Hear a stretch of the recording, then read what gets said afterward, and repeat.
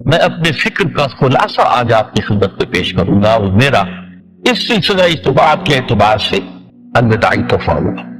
اب میں آغاز کر رہا ہوں۔ پہلی بات، اس سبب میں 3 باتیں مجھے کہنی ہیں۔ سب سے پہلی بات یہ کہ زندگی کی سب سے بڑی حقیقت موت ہے۔ ہم بلائے رکھتے ہیں، اپنے ذہن سے اسے دور رکھتے ہیں، لیکن واقعہ یہ ہے کہ زندگی کی سب سے بڑی حقیقت موت ہے۔ خدا کے منکر پیدا ہوئے ہیں، لیکن موت کا انکار کرنے والا کوئی پیدا نہیں ہوا۔ اس لیے میں نے آیت آپ کو سنائی، کل نفس ذائقۃ الموت، ہر سی نفس کو موت کا مزہ چکھنا ہے، ہر جاندار کو موت کا مزہ چکھنا ہے۔ ثم الینا ترجعون، پھر ہماری طرف لوٹا دیے جاؤ۔ تو زندگی کی سب سے اہم حقیقت موت، اور موت کے بعد رجوع اللہ، آخرت، یہ سب سے بڑی حقیقت ہے۔ ایک حقیقت سب مانتے ہیں، سب جانتے ہیں، دوسری حقیقت کے اوپر پردہ پڑا۔ میں نے اس اعتبار سے نوٹ کیا، یہ الفاظ قرآن میں 3 مرتبہ ہے، کل نفس ذائقۃ الموت، ہر جاندار کو موت کا مزہ چکھنا ہے۔ انبیاء اس سے مستثنا نہیں رہے، رسول اس سے مستثنا نہیں رہے، اور یہ اعداد مستثنا نہیں رہے۔ وقتی طور پر استثناء حضرت عیسیٰ کا ہے کہ ابھی وہ زندہ ہے، لیکن عیسیٰ یاتی علیہ الموت، حضور نے فرمایا عیسیٰ سے موت آئے گی، جب دوبارہ آئیں گے زمین پر اتریں گے، پھر اس کے بعد اوپر موت وارد ہوگی، ان کی نمازی جنازہ پڑھی جائے گی، انہیں دفن کیا جائے گا، وہ دودھ سے پہلو ہے، شادی بھی کریں گے، اولاد بھی ہوگی۔ باقی تو یہ ہے کہ کل نفس ذائقۃ الموت، سب کو موت کا مزہ چکھنا ہے۔ عیسیٰ بھی بالآخر اس سے مستثنا نہیں رہے، بلکہ قرآن میں ایک جگہ کہا گیا ہے فَإِن مِتَّ فَهُمُ الْخَالِدُونَ، کیا ہے نبی اگر آپ کا انتقال ہو گیا تو یہ کیا ہمیشہ رہیں گے؟ کون ہے دنیا میں جو ہمیشہ رہے؟ انتقال تو ہونا، آپ کا بھی ہونا ہے۔ انکا میت وانہم لمیتون، یہ تو مختصر ترین الفاظ تھے، اس سے آگے بڑھیے سورہ انبیاء میں فرمایا کل نفس ذائقۃ الموت ونبلوکم بالشر والخیر فتنہ والینا ترجعون، ہر جاندار کو موت کا مزہ چکھنا ہے، اور اس سے پہلے پہلے ہم تمہیں آزماتے رہیں گے، خیر کے ذریعے بھی، بھلائی دے کر، صحت دے کر، دولت دے کر، اولاد دے کر، شہرت دے کر، اور برائی کے ذریعے سے بھی تنگدستی دے کر، بے عزتی دے کر، اہانت دے کر، ذلت دے کر، وَإِلَيْنَا تُرْجَعُونَ، اور پھر ہماری طرف لوٹائے جاؤ گے۔ یہ وہ دوسری حقیقت جو میں نے کہا کہ جس پر پردہ پڑا ہوا ہے، بہت بڑا پردہ۔ لوگ یہی سمجھتے ہیں کہ یہی دنیا کی زندگی ہے۔ قرآن کہتا ہے ان الدار الآخرۃ لہی الحیوان لو کانوا یعلمون، یہ تو آخرت والی زندگی ہے جو اصل زندگی ہے، کاش کہ انہیں معلوم ہے۔ اس سے بھی زیادہ تفصیل سے یہ آل عمران میں آئی ہے کل نفس ذائقۃ الموت وانما توفون اجورکم یوم القیامہ، ہر جاندار کو موت کا مزہ چکھنا ہے، اور پھر تمہیں پورا تمہارا اجر و بدلہ دے دیا جائے گا قیامت کے دن۔ ومن زحزح عن النار وادخل الجنة فقد فاز، جو کوئی آگ سے بچا لیا گیا اور جنت میں داخل کر دیا گیا وہ تو کامیاب۔ اللہم ربنا اجعلنا منہم، اللہم ربنا اجعلنا منہم، اللہم ربنا اجعلنا منہم۔ وما الحیات الدنیا الا متاع الغرور، اور دنیا کی زندگی تو سوائے دھوکے کے سامان کو کچھ نہیں۔ دھوکہ کس معنی میں؟ یہ تمہیں اصل زندگی سے غافل کر دیتی ہے۔ تم کہیں سفر پر جا رہے تھے، تمہارا کہیں گھر تھا، تمہیں واپس آنا تھا، تم راستے ہی میں کسی دلچسپی میں ایسے مگن ہوئے کہ گھر بار سب بھول گئے۔ یہ تو تمہارا عارضی سے سفر تھا، تم نے اسی کو اپنی منزل بنا لیا، اپنا ٹھکانہ بنا لیا، تو دھوکہ دیا اس نے تمہیں۔ ویسے دنیا کی زندگی دھوکہ نہیں ہے، بڑی حقیقت ہے، اس لیے کہ حضور نے فرمایا انما الدنیا مزرعۃ الآخرہ، یہ دنیا آخرت کی کھیتی ہے، یہاں دو گے تو وہاں کاٹو گے، یہاں کچھ کمائی کرو گے تو وہاں اس کا بدلہ ملے گا۔ اس اعتبار سے دنیا بہت بڑی حقیقت ہے، ایک لمحہ بہت بڑے دن کی شے ہے، لیکن اگر یہ دنیا تمہیں آخرت سے غافل کر دے تو اس سے بڑا دھوکے باز ہو کوئی۔ یہ اصل دجال ہے۔ میں نے تقریباً 60 برس کی عمر کو جب میں پہنچا تھا تو موت کا انتظار شروع کر دیا تھا۔ میرے قریبی احباب کو معلوم ہے، میں کہتا رہا، یہ بھی کہتا رہا کہ بھائی میں اپنے حصے کا کام کر چکا، جتنی صلاحیت اللہ نے دی تھی، جتنی بھی میرے اندر استعداد تھی، میں اس کو بھرپور طریقے پر استعمال کر چکا۔ دم واپسی برسر راہ ہے، عزیز و اب اللہ ہی اللہ ہے، یہ میرا معاملہ رہا ہے 60 برس کی عمر سے۔ اس کے بعد اللہ نے مزید 14 برس دیے ہیں، یہ نافلۃ اللہ کے نتیجے میں کہتا ہوں، اس کا اللہ کا حق ہے، خصوصی نفل ہے، ہمیشہ کہتا رہا۔ مصنون زندگی تو 61 برس ہے ہمارے حساب سے. علامہ اقبال کے بارے میں سنا ہے کہ رویا کرتے تھے کہ میری عمر حضور کی عمر سے زیادہ نہ ہو. تو 6 مہینے کم ہی رہی ہے حضور کی عمر سے. جو حضور کی عمر تھی وہی حضرت ابوبکر کی، وہی حضرت عمر کی، وہی حضرت علی کی. ہاں حضرت عثمان 82 برس کی عمر ہے ماشاءاللہ. تو یہاں کے مجددین میں سے وہی عمر حضرت شیخ احمد سرندی کی، وہی شاہ ولی اللہ دہلوی کی. ہاں شیخ عبدالحق محدث دہلوی رحمۃ اللہ علیہ 82 برس کی. لیکن یہ میں کہا کرتا تھا مصنون عمر تو 61 برس ہے، جسے ہم 63 کہتے ہیں وہ اصل میں ہمارے حساب سے 61 بنتا. وہ 63 قمری ہے، جو 2 دن کم ہے. قمری سال جو ہے وہ شمسی سال سے. بہرحال میں اس وقت سے منتظر تھا، لیکن جو بھی وقت اللہ نے دیا ہے اللہ کا شکر ہے وہ مفید کاموں میں لگا ہے. ان میں خاص طور پر میں سمجھتا ہوں کہ اللہ کا مجھ پر سب سے بڑا احسان، اور مجھے پر نہیں بہت بڑے پیمانے پر لوگوں پر جو احسان ہوا ہے، وہ میرا 1998 کا دورہ ترجمہ قرآن ہے جو کراچی میں ہوا تھا. 1998 کے مارچ میں میرا بڑا آپریشن ہوا، دونوں وہ تبدیل کیے گئے. لیکن 98 کے آخر میں حالانکہ میں چل نہیں سکتا تھا. کراچی میں مسجد جو ہے اونچی ہے، دوسری منزل پر ہے، تو خاص ریمپ بنایا گیا جس کے ذریعے میں ویل چیئر پر مجھے لے جایا جاتا تھا. میں وہ درس لیا. اس درس کی گزشتہ چند سالوں سے پوری دنیا میں جو گونج ہوئی ہے اللہ کے فضل و کرم سے. اللہ کوئی حکمت خداوندی اس کے ساتھ وابستہ ہے. اس میں میرے کسی کام کو دخل نہیں ہے، میری کسی کوشش کو دخل نہیں ہے. میں نے تو جو درس میں دیتا آ رہا تھا 85 سے دورہ ترجمہ قرآن، البتہ یہ کہ یہ بات ضرور ہے کہ میں نے محسوس کیا تھا کہ سن 98 کے اس درس میں دورہ ترجمہ قرآن سے مجھے خصوصی انشراح حاصل.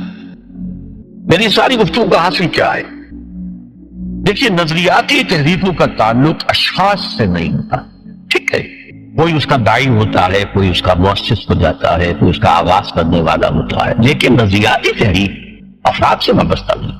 افراد آتے چلے جاتے ہیں اپنا حصے کا کام کر کے، جس کو جتنا مقدر ہے، جس کی جتنی اللہ تعالیٰ کی طرف سے توفیق ہے وہ اپنا کام کرے گا، چلا جائے گا. یہ چمن یوں ہی رہے گا اور ہزاروں جانور اپنی اپنی بولیاں سب بول کر اڑ جائیں گے. مبارک ہے وہ لوگ جنہیں قرآن کی بولی بولنا نصیب ہو جائے.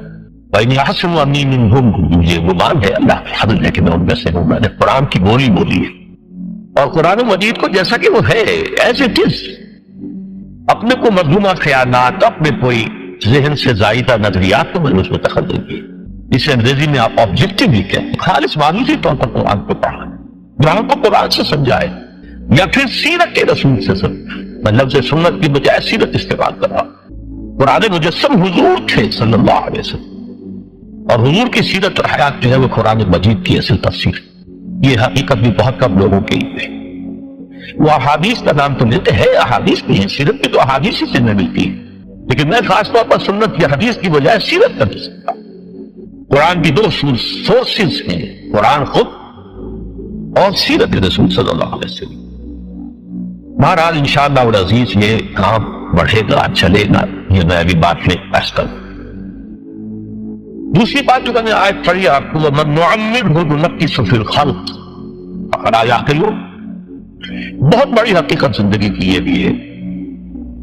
اس کی آپ عمر زیادہ کر دیتے ہیں، اس کی خلقی صلاحیتوں میں کمی کر دیتے ہیں. موٹی بات ہے، بڑھاپا آئے گا، ہمیشہ کی مانی ہوئی بات ہے. اگرچہ جوانی میں آدمی بڑھاپے کا تصور نہیں کرتا، لیکن بڑھاپا آنا ہے، یہ بھی ایک حقیقت ہے موت کی طرح. غالب نے کہا تھا مزمحل ہو گئے قوائے غالب، اب عناصر بڑے اعتدال کہاں. ایک صاحب نے مجھے شعر سنایا تھا، ابراہیم صاحب سے ٹونک کے رہنے والا. ذوق پیری پڑ گیا، جوش جوانی گھٹ گیا، اب عصا بنوائیے نخلے تمنا کاٹ کر. یہ تمنائیں جو ہے پورے عمل میں کاٹو. اب کئی جوانی امنگوں والا کر گیا، اور یہ جو تمناؤں کا پودا ہے اس میں سے لکڑی لے کر عصائے پیری بنوا لیجیے. اب بڑھاپے کے لیے ایک عصا نکال. بڑا پیارا شعر ہے. ذوق پیری پڑ گیا، جوش جوانی گھٹ گیا، اب عصا بنوائیے نخل تمنا کا. ابھی 2-3 دن ہوئے ہیں یہاں پر جو خانہ فرہنگ ایران ہے اس کے ڈائریکٹر آئے تھے، انہوں نے فارسی کا ایک شعر سنایا، بڑا پیارا شعر ہے. در جوانی گفت کہ شعر است اگرچہ پیر بود. جوانی میں یہ کہا کرتا تھا کہ شعر تو شعر ہی ہوتا ہے، چاہے بوڑھا ہو جائے، بوڑھے ہونے سے اس میں کیا فرق ہو جائے. شعر است اگرچہ پیر بود.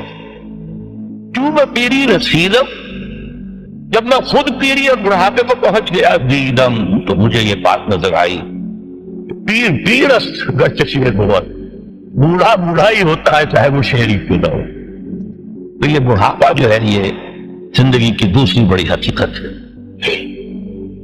اس کا ایک اثر تو سب کو معلوم ہے، قوائے غالب جو میں نے کہا، بڑھاپے کا عام نتیجہ جسمانی ضعف، سب جانتے ہیں، لیکن مجھ پر اور کچھ اور لوگوں پر بھی خاص طور پر اس کا جو ایک اثر ہوتا ہے، یہ مجھ پر ہوا ہے، وہ یادداشت کی کمزوری، اور یہ میں کئی سال سے محسوس کرتا ہوں، کئی سال سے محسوس۔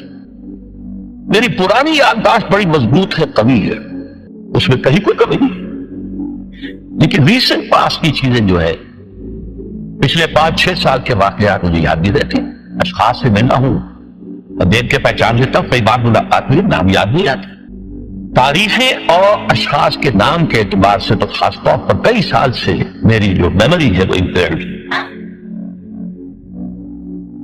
اور میں محسوس کرتا رہا ہوں کچھ عرصے سے کہ این تقریر کے دوران محسوس ہوتا بلیک آؤٹ ہو گئے، اور مجھے سلسلہ کلام جوڑنے کے لیے سوچنا پڑا، بعض اوقات 1000 کروڑ مرتبہ بولے ہوئے الفاظ آئی، اب چاہے کتنا ہی جوک لگا لوں وہ لفظ یاد نہیں آئے گا، ہاں تھوڑی دیر کے بعد صبح یاد آ جائے گا۔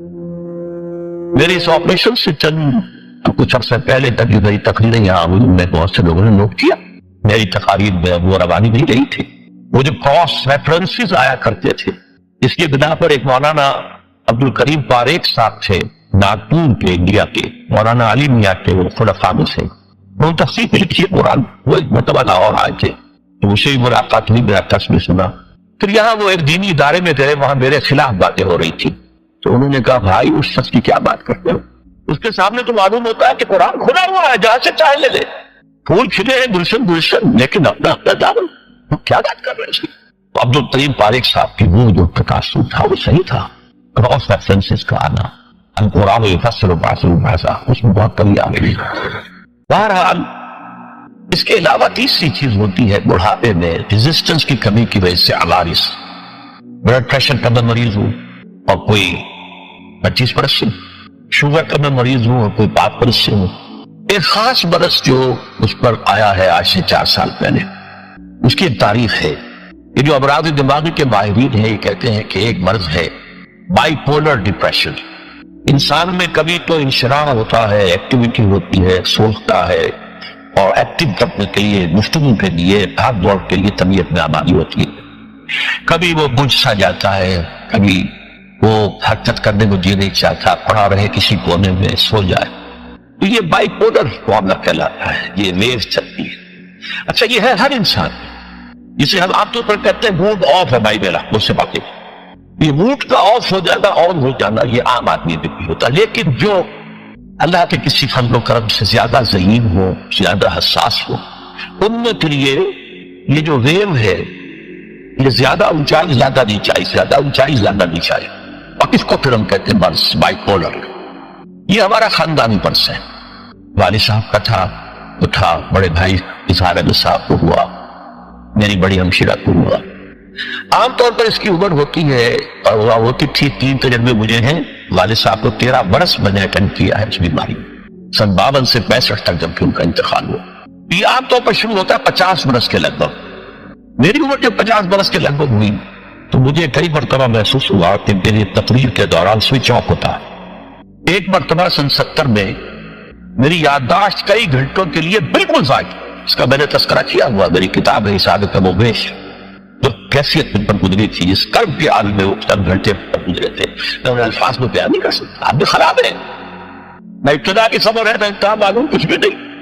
میں جب 50 برس کا ہوا اور یہ دو ایک مرتبہ مجھے جھٹکے لگے مسجد صبر آباد کے اندر، تو میں نے ڈاکٹر رشید چودھری صاحب سے، وہ میرے والد صاحب کے والد تھے، میں نے ان سے کہا کہ یہ ڈینجر زون میں داخل ہو گیا۔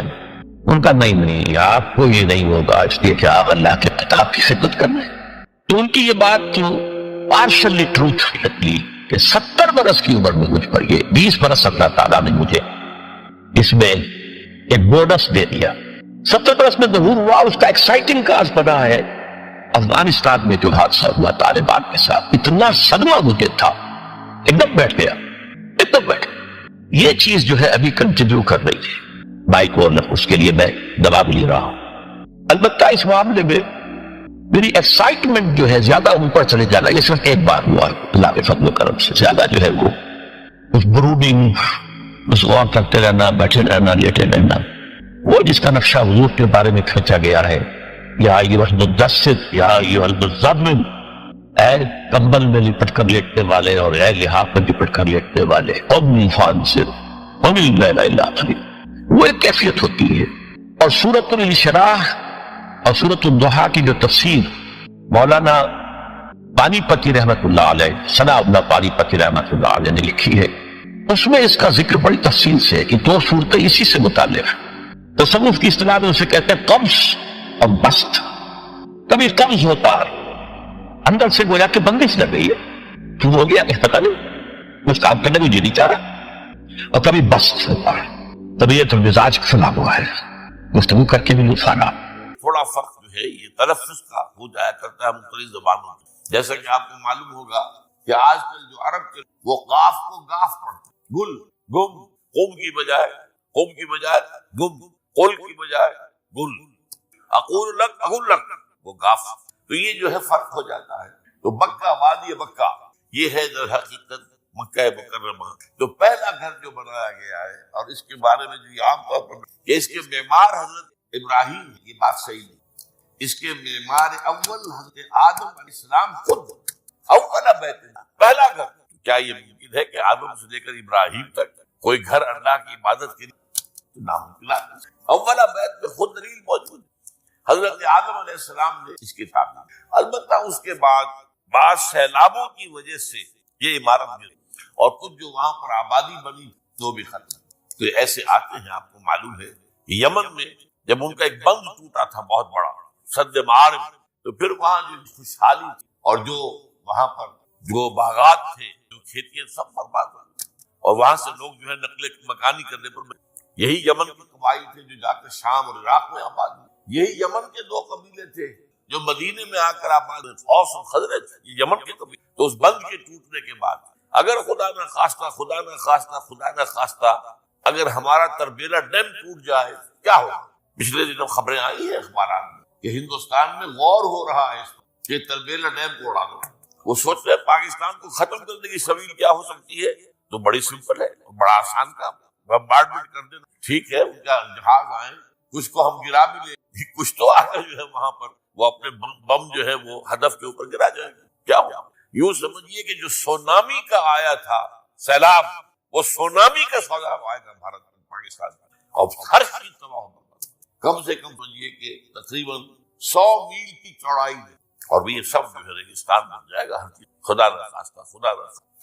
دوبارہ سد معارف کے بعد یہ صورتحال واقع. تو اس کے بعد سے یہ جو ہے یہ اللہ کا گھر یہ جو ہے گرا ہوا تھا. اس کی کوئی اب صرف یہ کہ قواعد رہ گئے تھے، قواعد کے جو بنیادیں ہوئی وہ پھر اللہ تعالیٰ نے حضرت ابراہیم کو بتائی کہ یہ ہیں وہ بنیادیں جن پر کہ وہ گھر ہوتا.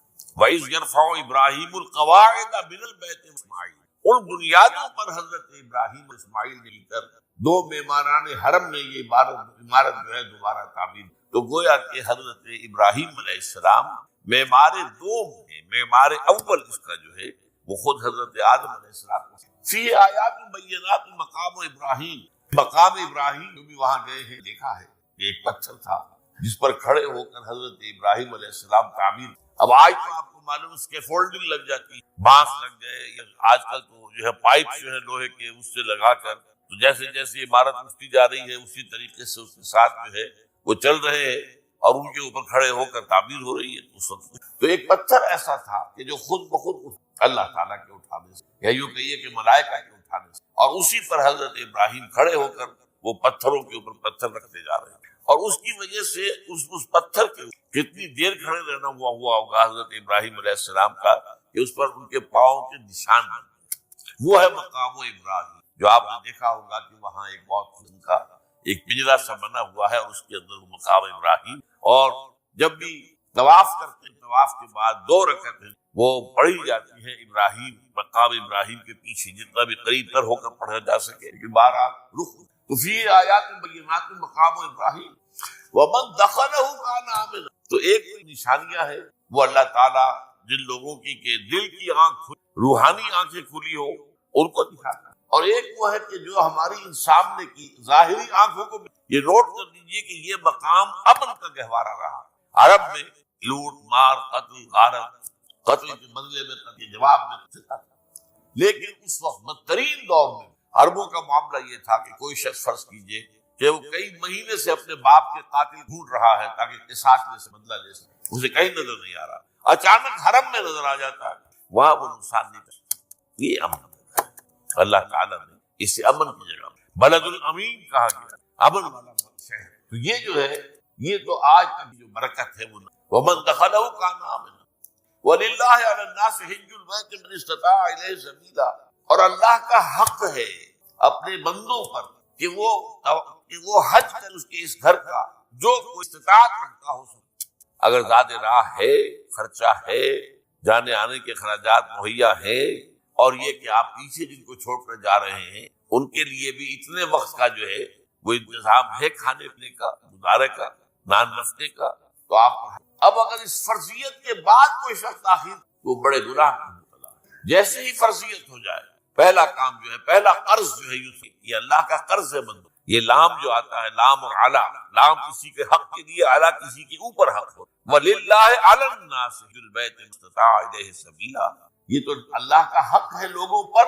لوگوں کے ذمہ، یہ قرض ہے اللہ کا کہ اس کے گھر کا حج کریں، جائیں، طواف کریں، اور جو بھی اس کے مناسک ہیں ادا کریں، اور وہیں پر قربانی کریں۔ لِيَشْهَدُوا مَنَافِعَ لَهُمْ وَيَذْكُرُوا اسْمَ اللَّهِ فِي أَيَّامٍ مَّعْلُومَاتٍ عَلَىٰ مَا رَزَقَهُم مِّن بَهِيمَةِ الْأَنْعَامِ فَكُلُوا مِنْهَا وَأَطْعِمُوا الْبَائِسَ، اسی کے اندر جو ہے مناسک کی قربانی میں۔ افریقہ میں آپ کو معلوم ہے، شمالی افریقہ میں زیادہ تر لوگ جو ہے جیسے کہ ہندوستان پاکستان میں ویسے ہے، لیکن آپ جنوب میں چلتے جائیے تو رنگ گہرا ہوتا چلا جائے گا، انتہائی سیارہ بھی ہے، سب آ رہے ہیں، شکلیں جدا ہیں، زبانیں جدا ہیں، لیکن سب کے سب جو ہے ایک ہی نغمہ ان کی زبان پر ہے، ایک ہی نغمہ، کہیں واضح کہیں مبہم، وہ ایک ہی مذہب، لبیک اللہم لبیک لبیک لا شریک لک لبیک ان الحمد والنعمت لک والملک لا شریک لک۔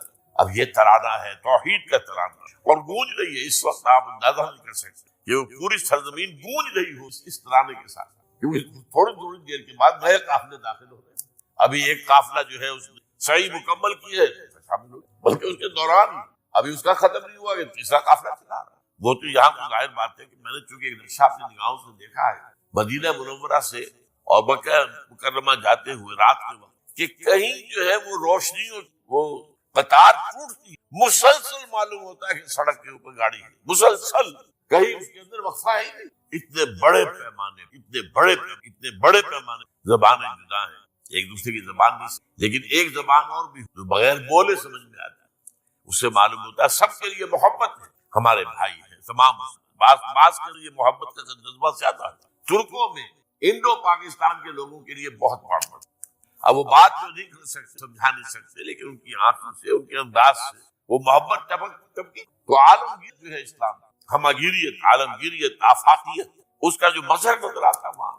پھر یہ کہ ہمارے یہاں کی جتنی بھی فرقہ بندیاں ہیں وہ وہاں ختم ہوئی، وہاں اہل حدیث ہے، حنفی ہے، مالکی ہے، شافعی ہے، حنبلی ہے، یہ کام بھی کیا ہے آ کر انہوں نے آل سعود، ورنہ اس سے پہلے جو ہے وہ 4 مصلے علیحدہ تھے وہاں پر، 4 جماعتیں علیحدہ ہوتی۔ یہ حنفی مصلح ہے، یہاں پہ حنفی امام ہے وہ پڑھائے گا، یہ شافعی مصلح ہے، شافعی امام ہے وہ نماز پڑھائے گا۔ تو یہ جو ایک تفریق تھی وہاں بھی موجود ہے، ایک امام کی جماعت، اسی میں حنفی بھی ہے، مالکی بھی ہے، شافعی، کچھ ہے لوگ جو زیادہ، جن کے اندر کچھ زہر زیادہ گھل گیا ہے فقہ واریت کا، وہ پھر نہیں نماز پڑھتے، وہاں پر محروم ہے اس کی فضیلتوں کو چھوڑ کر جا کر کہیں اپنے جو ہے گھروں پر جہاں ٹھہرے ہوئے وہاں جا کے نماز پڑھ لیتے ہیں کہ یہ جو ہے وہابی ان کے پیچھے ہماری نماز نہیں۔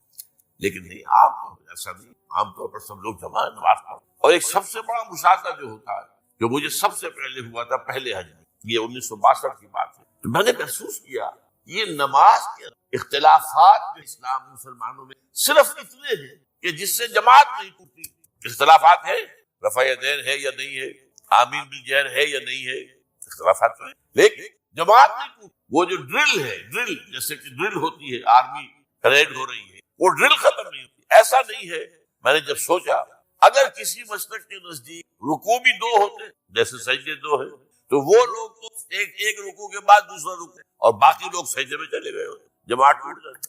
یا اگر ہر رکعت کے جیسے رکوع ایک ہے سجدہ بھی ایک ہی ہو تو کچھ لوگ تو ایک سجدہ کر کے کھڑے ہو جاتے اور دوسرے لوگ جو ہے دوسرا سجدہ کریں جماعت ٹوٹ جائے۔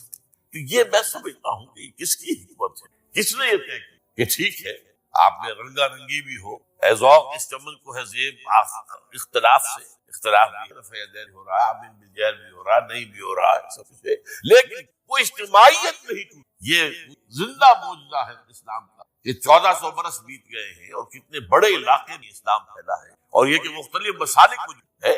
حنفیہ کے علاقے کے اندر آپ کو ملیں گے صرف شافعی، ہندوستان کا بھی مغربی ساحل کے صرف شافعی ملیں گے آپ کو۔ اس سے آگے آپ جائیے کیونکہ یہ عرب تاجروں کے ذریعے سے ایمان لائے ہیں، یہ لوگ سری لنکا کے لوگ ہیں، انڈونیشیا کے لوگ، ملیشیا کے لوگ، سب شافعی۔ ہندوستان میں چونکہ اوپر سے شمال سے آیا ہے اسلام، یہ ترکوں کے ذریعے سے آیا ہے، اور وہ کٹر حنفی تھے، یہاں حنفیت آئی ہے۔ ترک جو ہے کٹر حنفی، یہ ترکی تو تھے جو آئے تھے۔ یہ کون تھا؟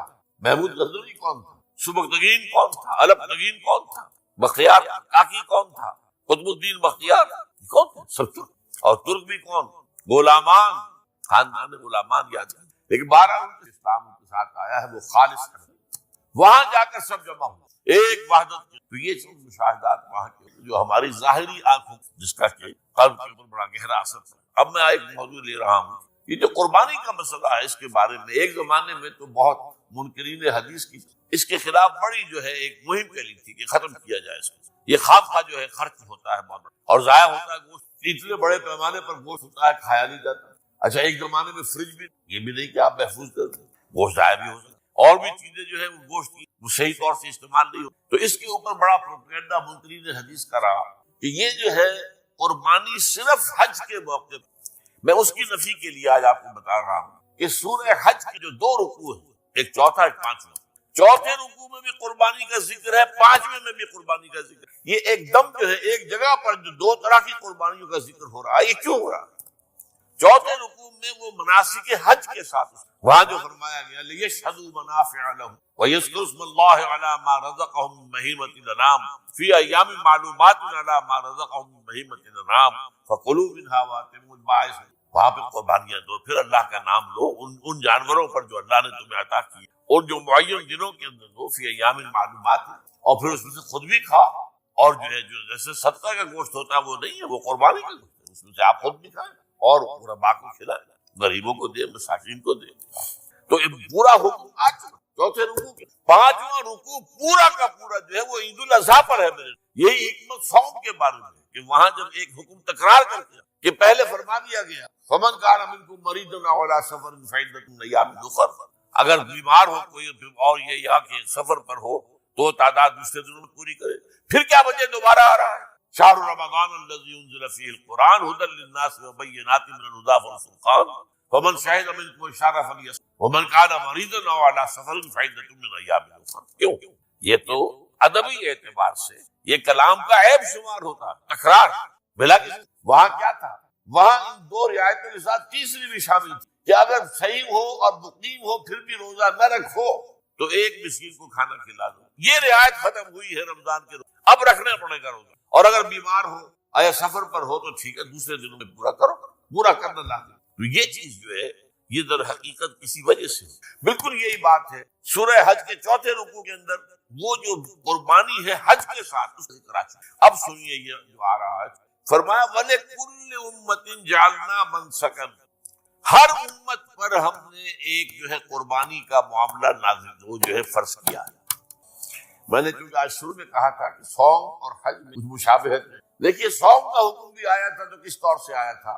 یا ایھا الذین آمنوا کتب علیکم الصیام کما کتب علی الذین من قبلکم لعلکم، اہل ایمان تم پر روزہ رکھنا فرض کیا گیا جیسے کہ فرض کیا گیا تھا ان پر جو تم سے پہلے۔